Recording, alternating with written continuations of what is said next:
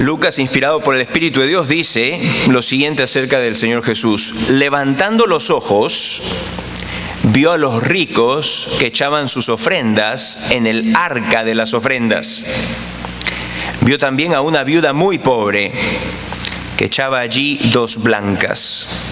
Y dijo, este es Jesús el que dice esto ahora, en verdad os digo que esta viuda pobre echó más que todos, porque todos aquellos echaron para las ofrendas de Dios de lo que les sobra, mas esta de su pobreza echó todo el sustento que tenía. Padre, venimos ahora en esta parte del servicio en el cual tenemos delante de nosotros tu santa palabra y quisiéramos humildemente reconocer delante de tu presencia que sin la asistencia del Espíritu Santo, sin la obra iluminadora que Él solo puede realizar, iluminando nuestras mentes a este pasaje, no podremos comprenderlo completamente. Pedimos pues que ayudes al que está exponiendo, pues es hombre como todo el resto de los que están aquí, y pedimos gracia para que podamos escudriñar este pasaje y que con claridad podamos aprender las lecciones que tenemos aquí por delante. Pido que sea un pasaje que sirva de alimento para el alma de cada uno de los que está aquí presentes, sea que a los que ya somos cristianos, a los que ya somos salvados del infierno y de la ira eterna, que nos edifique, y si hay alguno que está aquí presente y que aún no tiene la salvación de su alma, que entonces sea traído a la reconciliación por medio de Jesús para contigo. Damos gracias y es en el nombre de aquel que nos amó y vino y murió por nosotros en la cruz, Cristo Jesús. Amén. Bueno, vamos a ver este pasaje. Tengo una pregunta. ¿De qué les parece que está hablando el pasaje? Me parece que es obvio, ¿cierto? ¿De qué está hablando? De la ofrenda. Y ustedes dijeron, ay, ahora sí, van a hablar de dinero. Van a hablar de dinero, van a hablar de ofrenda. Justo lo que quería escuchar, para lo que vine a la iglesia hoy día, para escuchar acerca de dar dinero. No, bueno, déjeme decirle, la gran mayoría de expositores interpretan este pasaje como una enseñanza del Señor Jesús acerca de lo que es, algunos dicen, la verdadera adoración. Y acá ponen que en su exposición que la ofrenda de la viuda es un ejemplo de verdadera adoración, en contraste con la falsa adoración de parte de los escribas y fariseos que leíamos el domingo pasado en los versículos 45 al 47.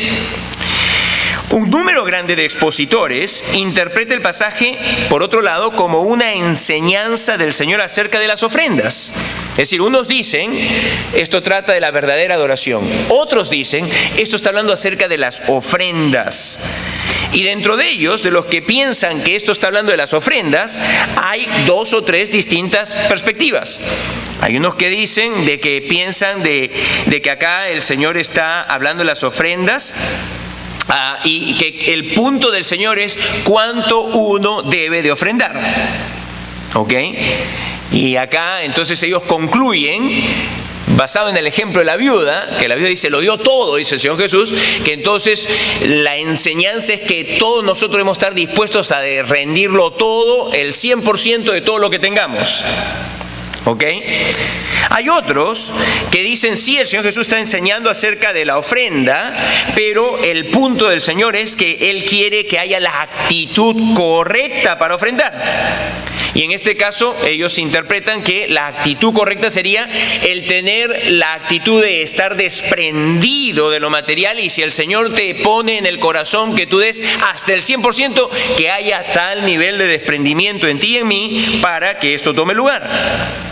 Y hay otros que dicen, sí, el Señor Jesús está enseñando acerca de la ofrenda, pero lo que quieren, acá el punto del Señor Jesús, lo que Él quiere enseñar es cómo mides si tu ofrenda ha sido la adecuada. Y entonces ellos dicen que el punto de Jesús es que la medida de cómo tú y yo podemos saber si hemos dado lo adecuado al Señor es midiendo cuánto nos quedó después de ofrendar. Hay una cantidad de diversas opiniones al respecto de esto. Una vez más, lo que queremos es ver que entender en contexto, qué es lo que acá el Señor Jesús está diciendo. Y entonces para esto yo quiero que veamos, vamos a abordar este pasaje. Inicialmente cuando empecé a prepararme para esto, les soy sincero, dije, este es un pasaje bastante sencillo, muy directo, va al grano. Pero luego de adentrarme un poco más en ello, es que pensé que lo mejor para poder ver este pasaje con ustedes, que lo veamos tomando en cuenta 2 puntos. El primero, vamos a simplemente observar, vamos a hacer, ustedes y yo, vamos a hacer ahora exegetas. No que tenemos jeta grande, sino vamos a hacer exegetas. Es decir, nosotros vamos a ver ahorita que hacer una exégesis, vamos a ver que observar el pasaje por lo que dice simplemente. Antes de lanzarnos a una interpretación de ello, vamos primero a tener una cuidadosa observación de lo que Jesús dice. Y luego, en segundo lugar, lo que queremos ver es, vamos a ver lo que estaba antes y lo que viene después. ¿Ok? Este pasaje está como un sándwich, este es como el jamón y el queso entre las 2 rodajas de pan. ¿De acuerdo? Entonces lo que vamos a hacer es que vamos a ver lo que está antes, el pan arriba y el pan de abajo, para ver que comernos el sándwich y que nos quede pues muy bien. ¿De acuerdo?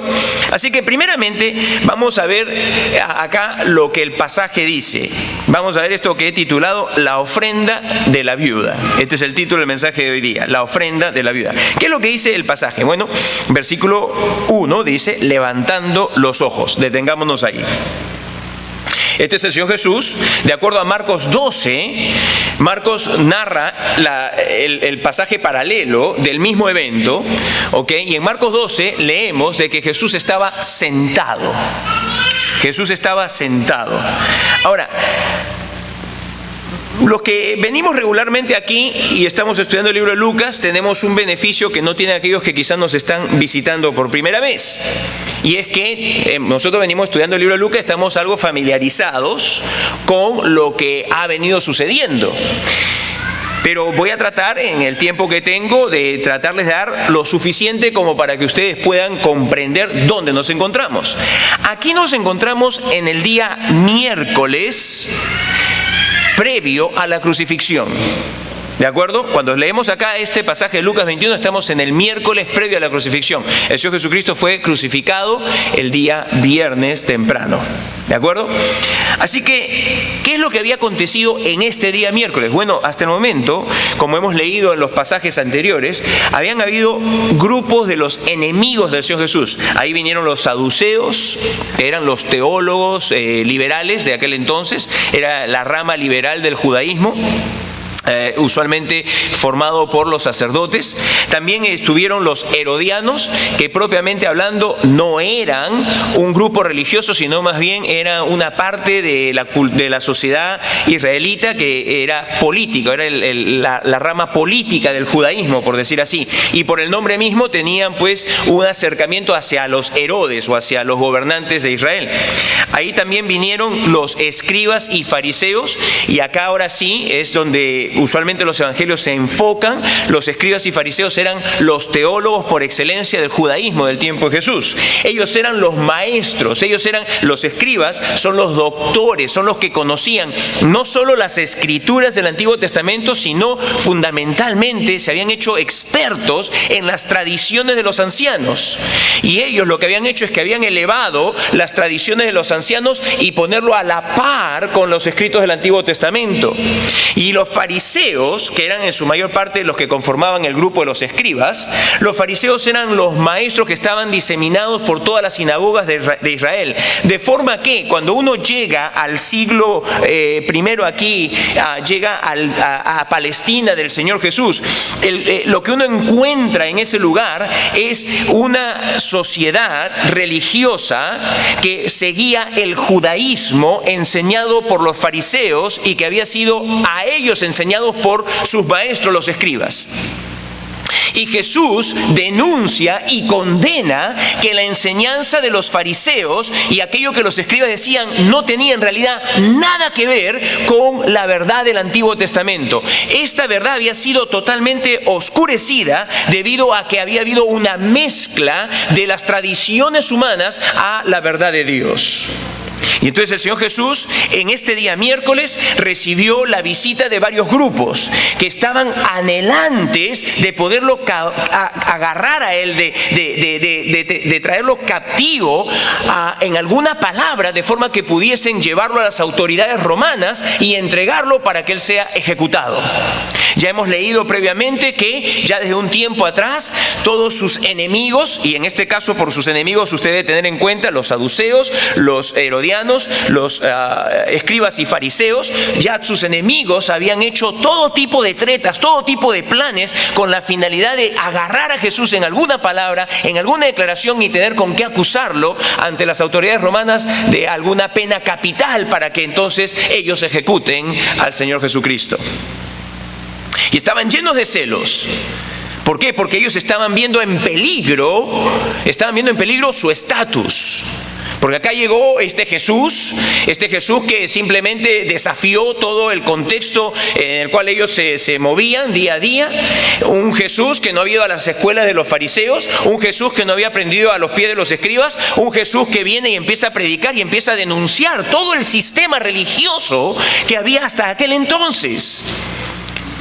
Y este Jesús se convierte para ellos en el enemigo número uno de toda la sociedad israelita.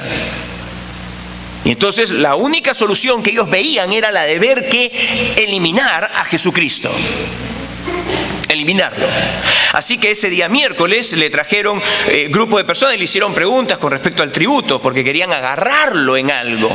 Le hicieron preguntas acerca de la resurrección, acerca del matrimonio, acerca de otras cosas. Y lo único que estaban tratando de hacer era o desacreditarlo ante las masas o hacer de que él caiga, que él tropiece en alguna palabra. Pero a todos ellos el Señor Jesús les respondió.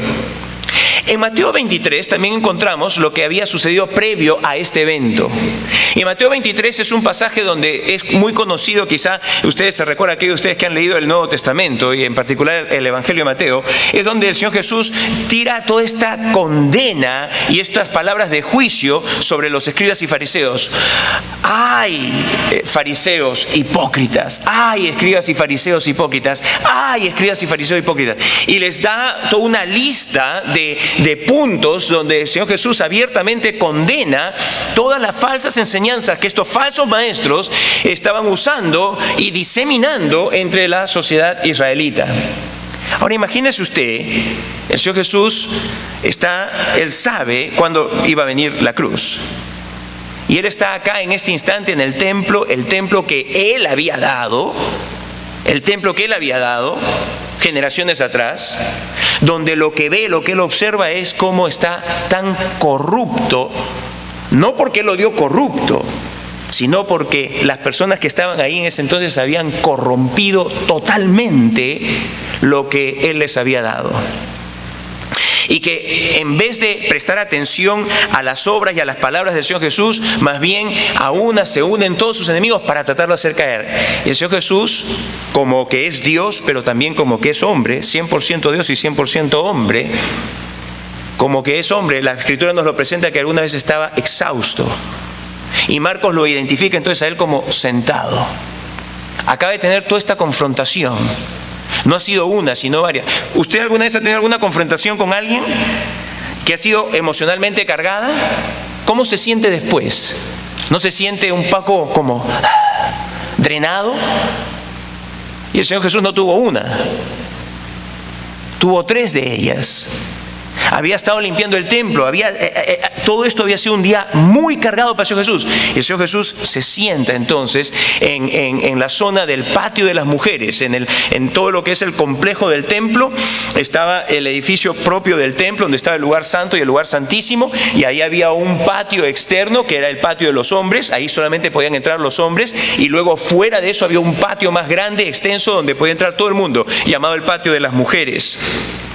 Y el Señor Jesús entonces, Marcos lo ubica sentado y dice que el Señor Jesús levantando los ojos. Lo más probable es que el Señor Jesús haya estado algo así.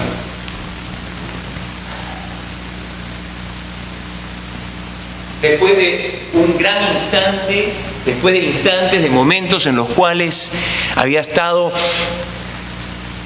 hablándole a la gente, a los líderes y diciéndoles: presten atención, entiendan lo que les quiero decir, vuélvanse a Dios.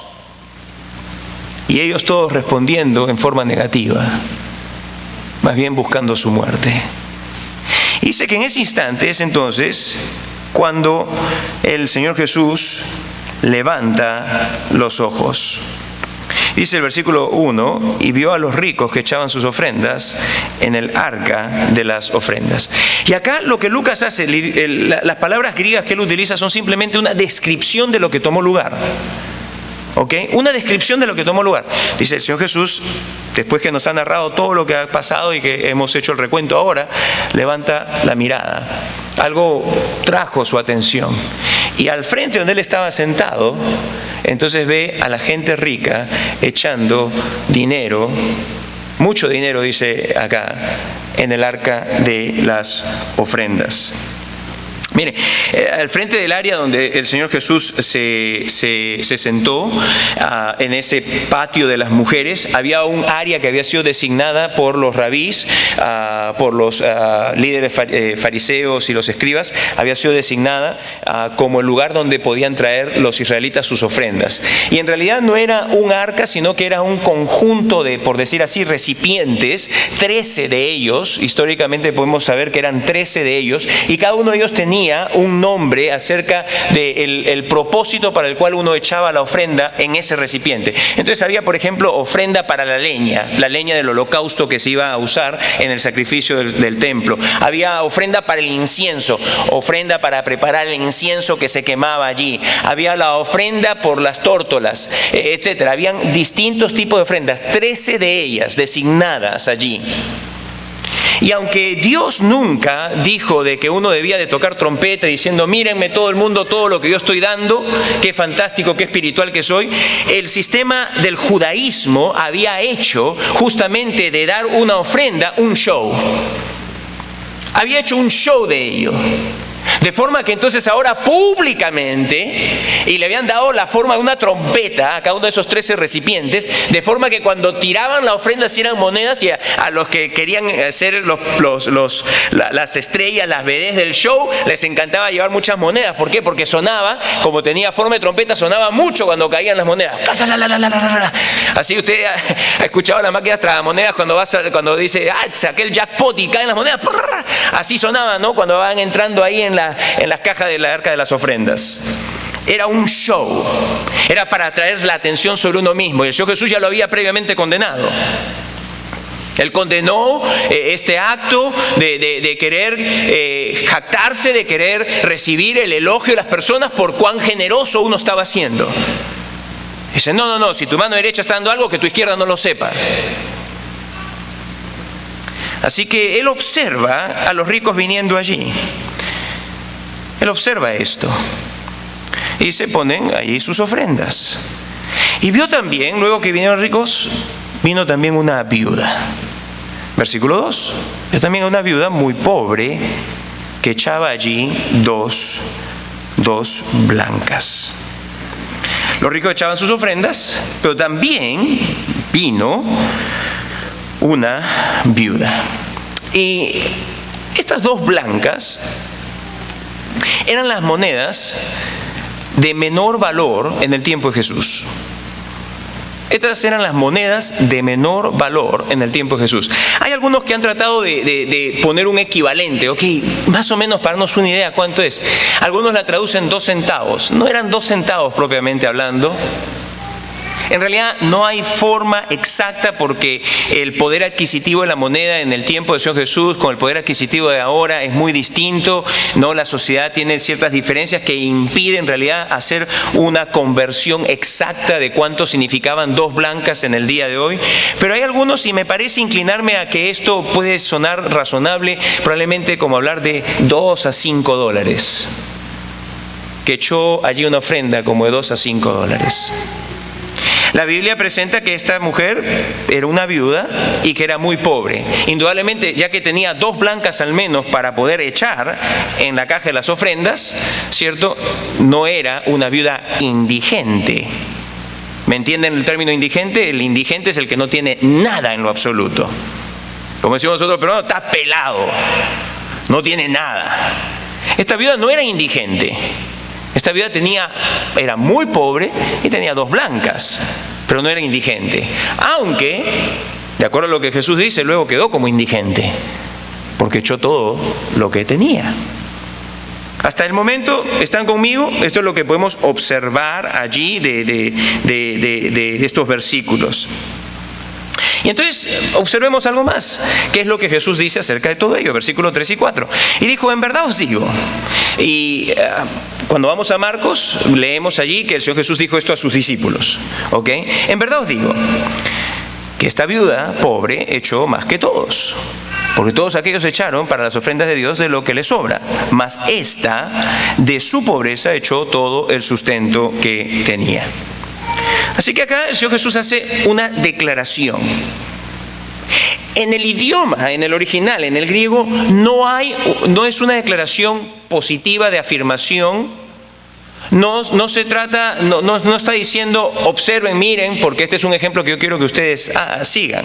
No hay nada de eso. Es simplemente una declaración. Jesús simplemente dijo, ¿han visto lo que tomó lugar ahí? Déjenme decirles, esa pobre viuda echó todo su sustento y los ricos echaron de lo que les sobraba. Simplemente una declaración. No hay más nada que eso.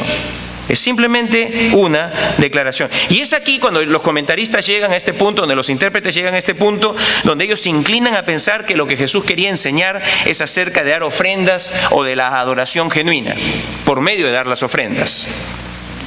Y lo que nosotros queremos preguntarnos es, ¿quiso hacer el Señor una comparación? ¿Quiso hacer el Señor un contraste para usar a la viuda como una ilustración de cómo o cuánto debemos de ofrendar? ¿Fue ese el punto del Señor Jesús? ¿Es eso lo que Él quería hacer?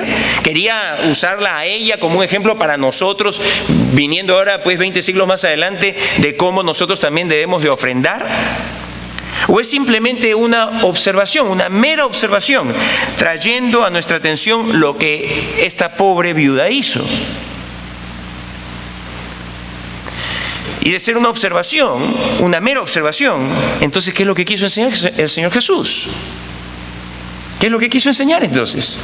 Si estaba trayendo nuestra atención hacia esto que acababa de tomar lugar, ¿cuál es la enseñanza?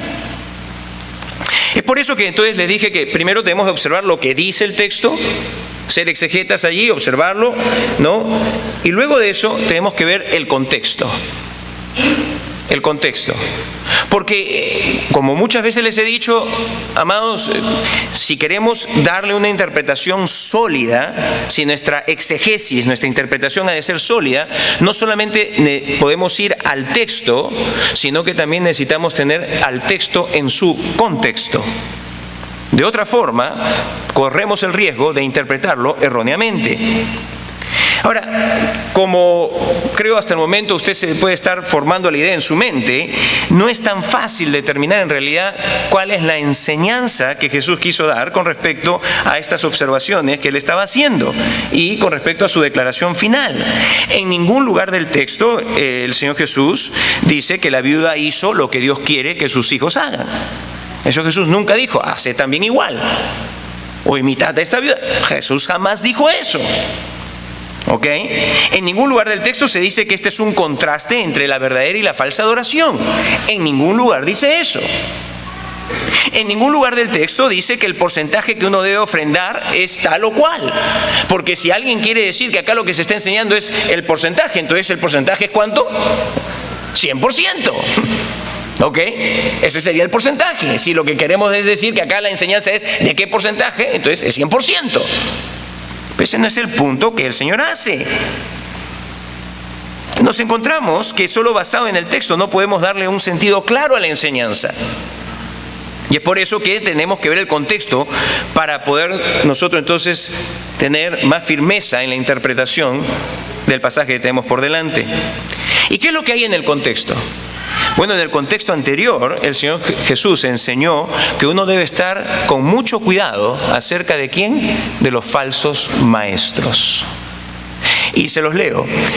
Versículo 45, el capítulo 20. Y oyéndole todo el pueblo, dijo a sus discípulos: guardaos de los escribas, ellos son los que en este caso se refiere el Señor Jesús a los falsos maestros, que gustan de andar con ropas largas y aman las salutaciones en las plazas y las primeras sillas en las sinagogas y los primeros asientos en las cenas, que devoran las casas de las viudas y por pretexto hacen largas oraciones. Estos recibirán mayor condenación. En la interpretación del pasaje el domingo pasado estuvimos viendo de que el Señor Jesús dice: no solamente a esta gente le gusta la atención de los demás y que todo el mundo los elogie, que todo el mundo tenga sus ojos sobre ellos, sino que también ellos están detrás de ¿qué? Del dinero, del chinchín. Lo que quieren es plata. Plata, dinero. Eso es lo que estos quieren. Y dice, se aprovechan en su posición de autoridad y en su posición de confianza, porque la gente confiaba en ellos, se aprovecha en particular de aquellos que son los más débiles en la sociedad. ¿Y quiénes son los más débiles? Las mujeres viudas ancianas. Y dice, lo que ellos hacen es, en realidad, ellos devoran las casas de las viudas, se la comen toda. Y les expliqué, si usted quiere más al respecto, usted puede ir a nuestra página web y ahí puede hacer un clic al video del mensaje el domingo pasado y usted puede ahí escuchar la exposición de ese pasaje. Pero en el contexto entonces anterior vemos que el Señor Jesús denunció a los falsos maestros y en ese contexto dijo que los falsos maestros tienen una característica de varias, que es que ellos se aprovechan de las pobres viudas, sacándoles la plata, sacándoles el dinero. ¿Cuál es el contexto posterior? ¿Qué dice después de eso? Bueno, leámoslo. Versículo 5 dice: y a unos que hablaban de que el templo estaba adornado de hermosas piedras y ofrendas votivas, dijo: en cuanto a estas cosas que veis, días vendrán en que no quedará piedra sobre piedra que no sea destruida. En una parte anterior condena, pasa juicio sobre los falsos maestros. En la siguiente pasa juicio y advertencia de juicio severo sobre el sistema religioso. Sobre el sistema religioso. Y es en medio de estas dos rodajas de pan, por decir así, que está el queso y el jamón de la viuda. En contexto, en medio del juicio contra los falsos maestros y en medio del juicio contra la falsa religión, contra el sistema corrupto religioso representado por el templo, en medio de ello es que menciona el Señor Jesús lo que esta viuda y los ricos hacen con respecto a las ofrendas. Y puesto que las observaciones del Señor Jesús se centran en realidad en la viuda, parece entonces indicar una triste realidad. Una triste realidad. Tomar parte de un sistema religioso corrupto y falso le cuesta más a los pobres que lo que les cuesta a otros. Pues en el caso de la viuda le costó todo, mas en el caso del rico le costó solamente una parte. Pero a todos le cuesta en un sistema religioso falso. Pero en cierta forma, el enfoque del Señor Jesús le parece que le dolió mucho en el corazón ver cómo esta pobre viuda, habiendo sido enseñada por los falsos maestros, ella había escuchado, por ejemplo, entre las enseñanzas, que los falsos maestros decían lo siguiente, los fariseos enseñaban esto: es con limosnas que el alma es llevada al reino de Dios. ¿Esa era una de las enseñanzas de los fariseos? Es una de las enseñanzas que ellos tenían. Es con limosnas que el alma es llevada al reino de Dios.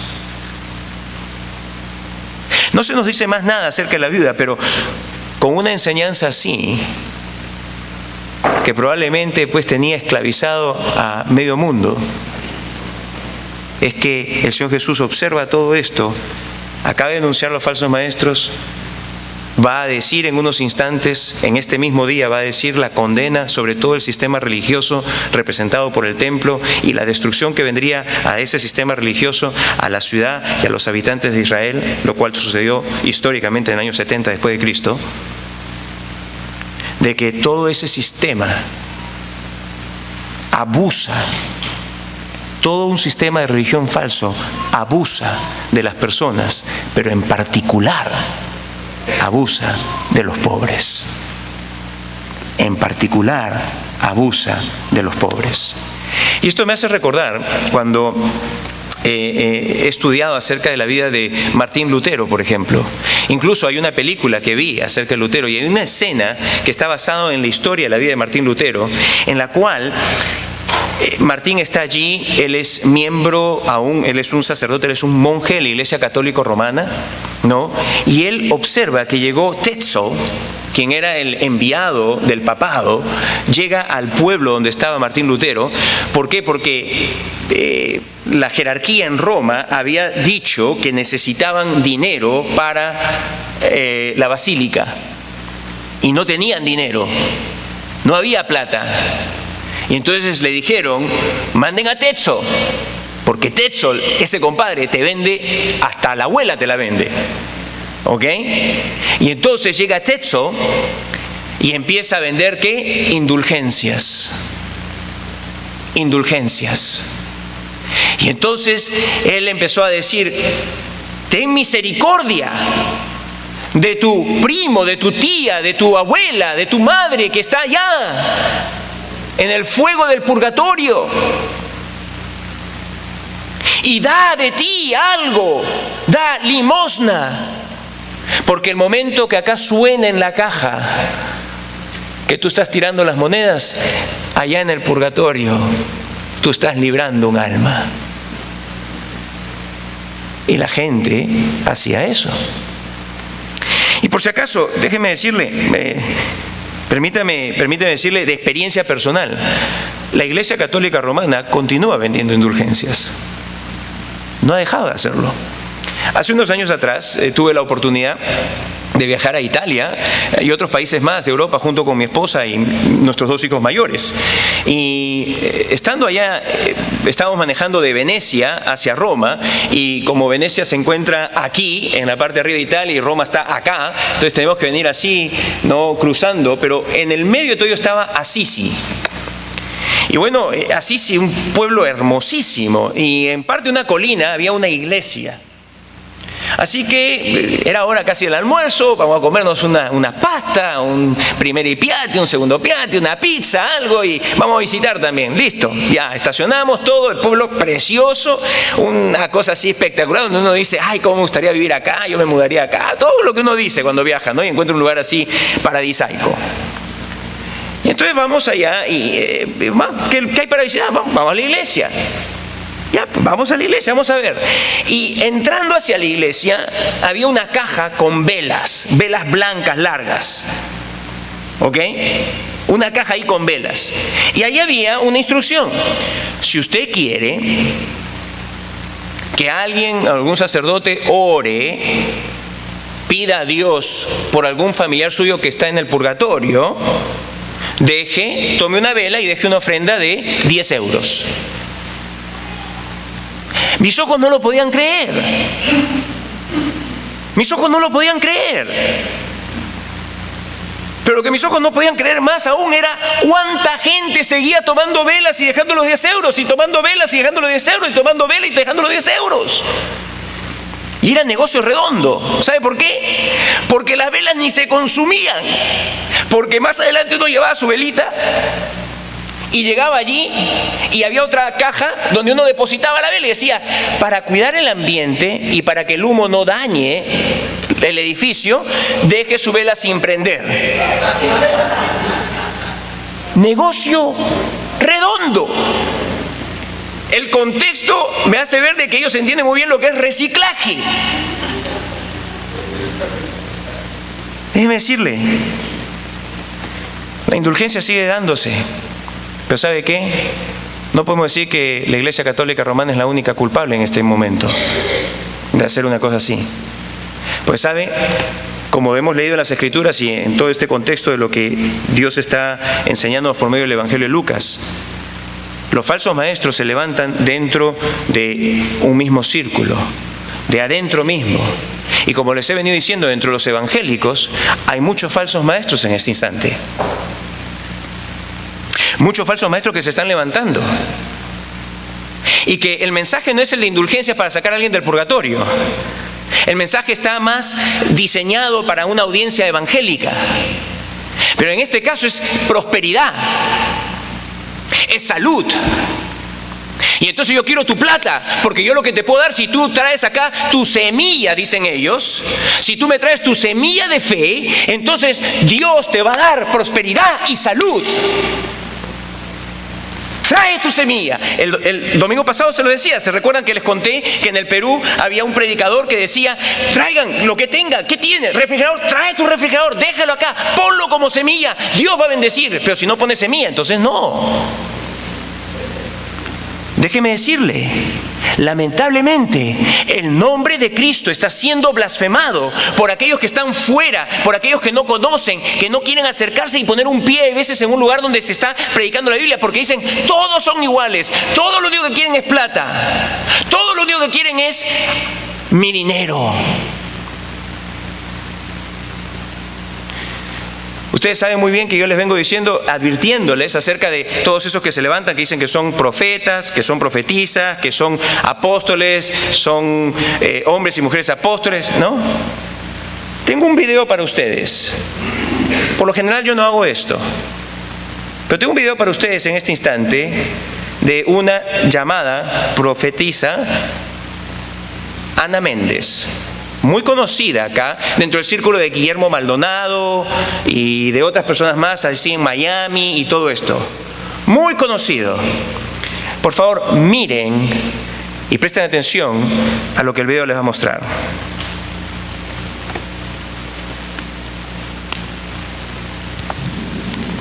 Como reyes, estoy llamando a los reyes, a los príncipes de Israel. Voy a llamar ahorita únicamente a los que van a golpear la cara de Mamón con $1,000. Apunte sus datos. Amén. Si lo puede traer mañana, tráigalo mañana. Amén. Si no, apunte. Hay gente que tiene su dinero en cuentas a plazos fijos. Apunte su nombre, su teléfono, su dirección. Con integridad. Gente que nada más apunta, no dice nada. Eso no es íntegro. Esto no. Usted lee en la Biblia, dice, yo puse de mi tesoro personal, dice David. Los príncipes, dice, y da la cuenta de lo que dieron. Amén. Porque Dios quiso que quedara la cuenta escrita de los que dieron, porque son los príncipes, porque son aquellos a que el reino de Dios vendrá en finanzas. Entonces apunte con toda claridad lo que usted está dando. A lo mejor Dios le está pidiendo algo en especies. No, usted dice, yo no tengo $1,000, pero tengo un carro, tengo un brillante, tengo un terreno. Apunte lo que el Señor le diga. Ahora voy a llamar otro tipo de columnas financieras a quien Dios está llamando a dar $500. $500. Si este eres tú, ellos también recibirán este llamado, ya están listos, serán establecidos esta noche como columnas financieras. Los de 500 se ponen acá y los de 1,000 acá.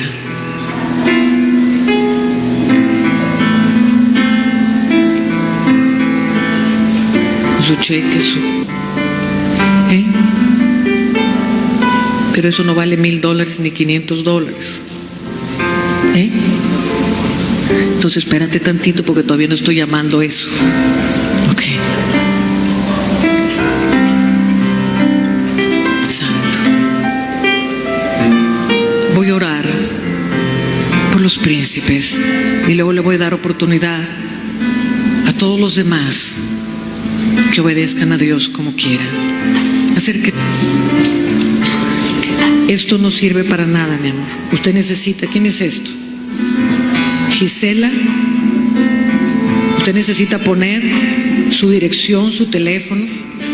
Esto no es íntegro, hay que hacerlo con integridad. Ya puso el cheque, no es promesa. Perdóname, disculpa. Ok. Dirección. Ok. Varón está sembrando su casa. Gloria al Señor.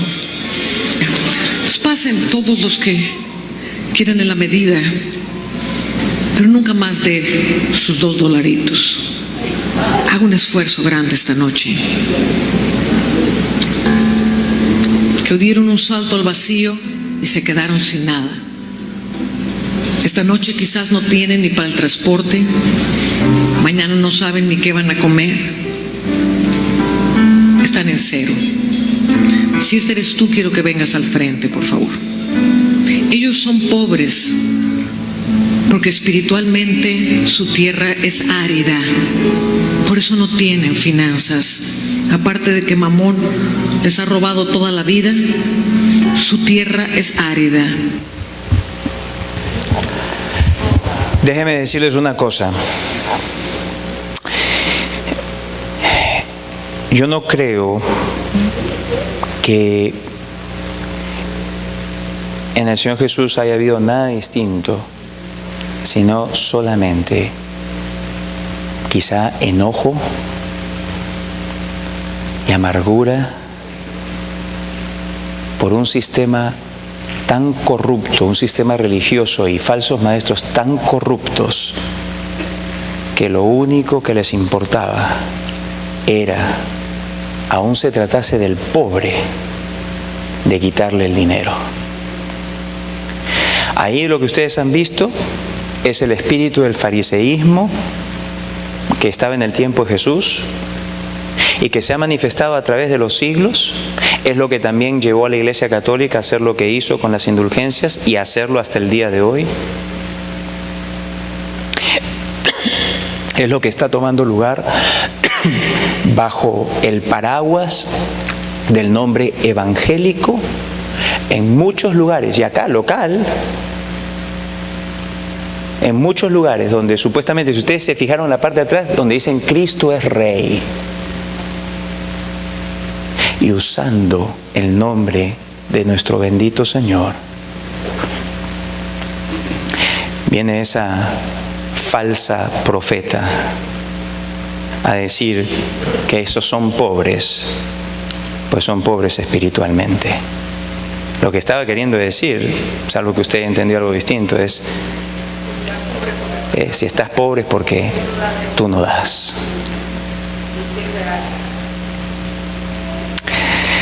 El Señor Jesús, por eso es que condenó a los falsos maestros y dijo, las enseñanzas de los falsos maestros están afectando a todos, pero debió haberle hecho sentir al Señor la más grande indignación de que incluso se aprovechaban de los más pobres.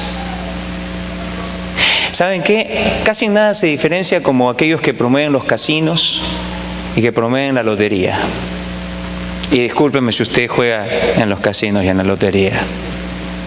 Pero ¿cuál es la motivación? Algunos dicen que es diversión, pero quizás si usted es más sincero en ello, probablemente lo que quiere es más plata.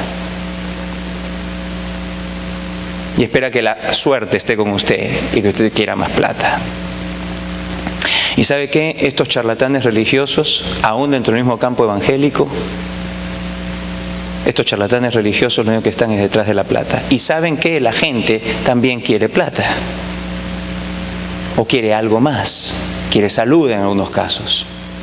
Quiere un mejor matrimonio. Y entonces les engañan y les dicen, trae tu semilla de fe. Pon acá tus 1000 acá, 500 allá. Y se dieron cuenta ahí del descaro de su soberbia. Decir, eso no es nada. Eso no es ni 1000 ni 500. Eso todavía no he llamado.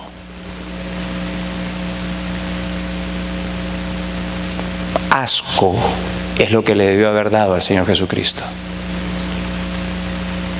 Y a nosotros lo que nos debiese dar en realidad con todas estas personas que vemos en el campo del movimiento de prosperidad y de salud es tristeza. Porque yo veo miles de personas que están siendo seducidas por ese mensaje que es un falso evangelio, es un falso mensaje, es un mensaje que es otro evangelio y por lo tanto cae bajo la condena divina de ser anatema, un mensaje y personas que están bajo maldición de Dios, de acuerdo a lo que dice el libro de Gálatas en capítulo 1, por presentar otro evangelio.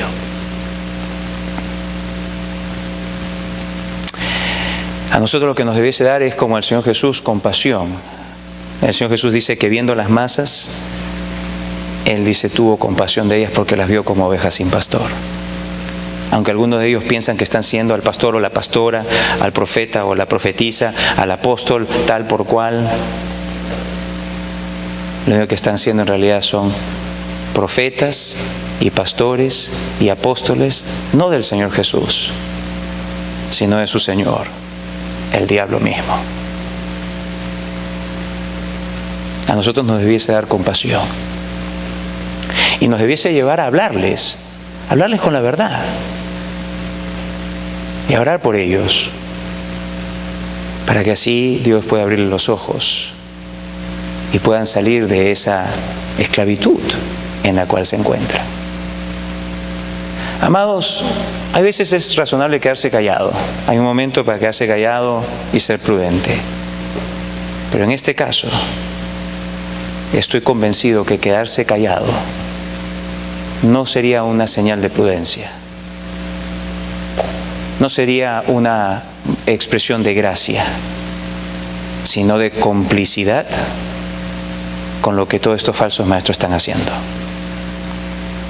El Señor nos ayude para que no seamos así. Vamos a orar. Y quisiera solamente decirte, antes de entonces terminar, que el Señor Jesucristo,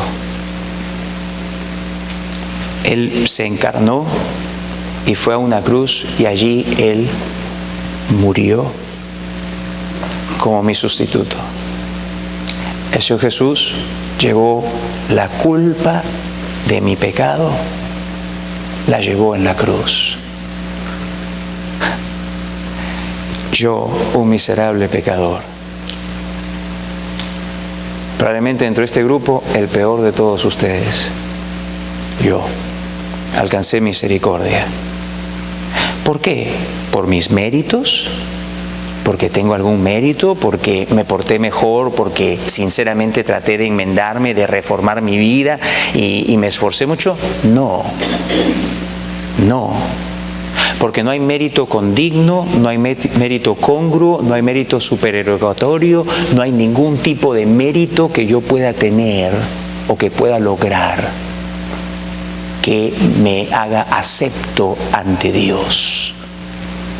El único mérito en el cual descanso, el único mérito en el cual tú debes descansar, es el mérito de Jesucristo, quién Él es y lo que Él hizo. ¿Pueden tus méritos o mis méritos competir con los méritos de Jesús? Sería blasfemia pensar eso. ¿Puedo cooperar con Dios para salvación? Sería blasfemia. Porque claramente la Biblia enseña que la salvación es enteramente de Dios solamente. Si tú no tienes esa salvación, si tú aún no te has reconciliado con Dios, te llamo a que hoy tú lo hagas. Reconcíliate con Dios. No te voy a llamar a que pongas tú de tu bolsillo una semilla de fe para ayudarte a reconciliar con Dios. No te preocupes. Acá de lo que está de por medio es tu alma, como está de por medio mi alma. Tu destino eterno, como está de por medio mi destino eterno. El infierno, el lago de fuego, el castigo eterno, del cual nunca saldrás si tú mueres sin haberte reconciliado antes con Él. El libro de Corintios dice que Dios está por medio de nosotros. Es sorprendente, la verdad. Dice que Dios está rogando. Reconcíliense con Dios. ¿Ustedes se imaginan eso? Al Dios que hemos ofendido con todos nuestros pecados, al Dios que tendría, desde un punto de vista humano, todo derecho a estar con la cara así volteada para con nosotros. Déjame decirte una cosa, a quien le volteó la cara fue a su Hijo, cuando recibió allí la ira por mí. Para que así tú y yo pudiésemos venir y acercarnos a Él y ser salvados de la ira eterna. Ese Dios es el que te está llamando ahora y te está rogándote y te está diciendo: piensa, recapacita, ven a mí. ¿Cuánto pecado tienes? Así tanto. Déjame decirte, dice Dios, la sangre de mi Hijo Jesús limpia todo eso completamente. Ven a Él, ven a Él, pídele, clámale, dile que te salve.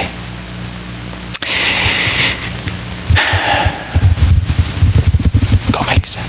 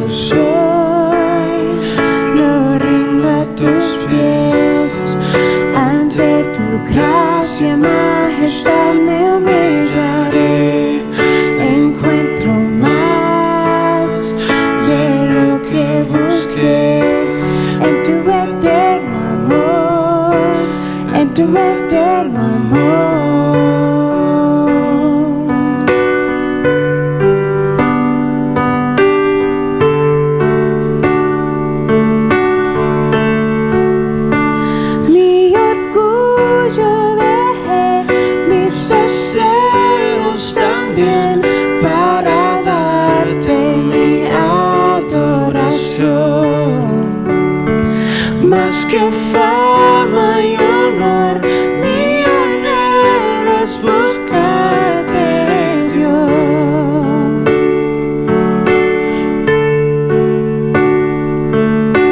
Cristo, tu gracia fue la que rescató mi ser.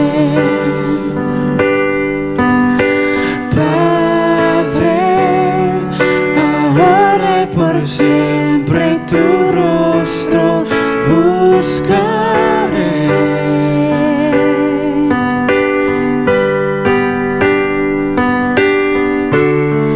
Lo que yo soy lo rindo a tus pies. Ante tu gracia y majestad me humillaré. Encuentro más de lo que busqué. En tu eterno amor, lo que yo soy, lo rindo a tus pies. Ante tu gracia y majestad me humillaré. Encuentro más de lo que busqué. En tu eterno amor, en tu eterno amor.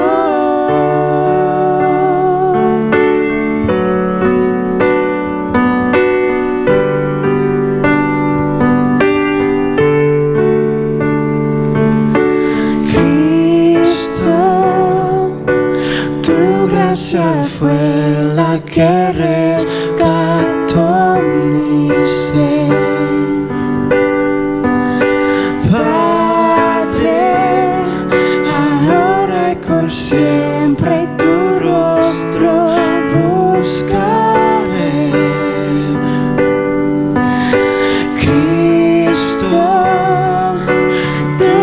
gracia fue la que rescató mi ser. Padre, ahora y por siempre tu rostro buscaré. Oh, lo que yo soy lo rindo a tus pies. Ante tu gracia y majestad me humillaré. Encuentro más de lo que busqué en tu eterno amor, en tu eterno amor. Lo que yo soy lo rindo a tus pies. Ante tu gracia y majestad me humillaré. Encuentro más de lo que busqué en tu eterno amor, en tu eterno amor. Lo que yo soy lo rindo a tus pies. Ante tu gracia y majestad me humillaré. Encuentro más de lo que busqué en tu eterno amor, en tu eterno amor.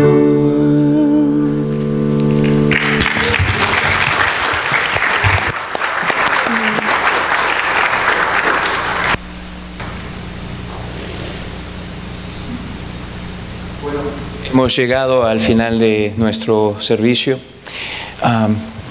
Antes de la canción que acabamos de escuchar, estaba haciéndoles una apelación a aquellos de ustedes que no tienen aún la salvación. Y quisiera solamente terminar pues diciéndoles que antes de irse, consideren muy seriamente ese llamado. El Señor Jesús, por gracia, se hizo hombre para venir, para salvarnos. Si ustedes se ponen a pensar, Él no tenía que haberlo hecho, pues no merecíamos la salvación. Pero sin embargo, la Biblia nos enseña con claridad que por el amor que nos amó desde antes de la fundación del mundo, es que Él determinó venir para salvar a los que Él había escogido desde antes del tiempo. Ven a Él, humildemente, no pretendiendo tener ningún mérito tuyo, sino más bien confiando exclusivamente en el Señor Jesús, su muerte en la cruz. Vamos a orar y te pido que si tú quieres hacer esto el día de hoy, que no te vayas sin hacerlo. Pídele a Dios esto. Señor, damos gracias por este tiempo, damos gracias por haber tenido la oportunidad de elevar a ti nuestra adoración en la forma de cantos, en la forma de oraciones, en la forma de ofrendas que hemos depositado en la caja afuera, también en la forma de haber abierto las Escrituras y de haber buscado que interpretarlas fielmente. Y ahora, Señor, antes de despedirnos unos de los otros, quisiera implorarte que por tu Espíritu, aquellos que están aquí, que no tienen aún la salvación, que no se vayan sin primero reconciliarse contigo. Que tu Espíritu los lleve a clamar. Y si alguno, Padre, no sabe quizá qué debe hacer o cómo hacer, que no tenga temor ni vergüenza, que se acerque a mí o se acerque al pastor Juan Carlos, o alguna persona que conozca de acá de la iglesia y que le diga, sabes que yo quiero reconciliarme con Dios, ¿qué debo hacer? Te pido, Padre, pues que tú hagas esta obra, y a los demás que ya te conocemos, te pedimos que estas enseñanzas las guardemos en nuestras mentes y corazones y las tengamos muy presentes, sobre todo en el contexto que nos toca vivir en medio de esta sociedad. Ayúdanos a ser pues luces brillantes, que seamos claros testimonios de la obra de gracia que tú llevas a cabo en la vida de un pecador, y también que gocemos de buen testimonio delante de todos, de forma que no demos razón de que alguien blasfeme tu nombre. Damos gracias por todo en el nombre de Cristo Jesús, para tu honra y gloria. Amén.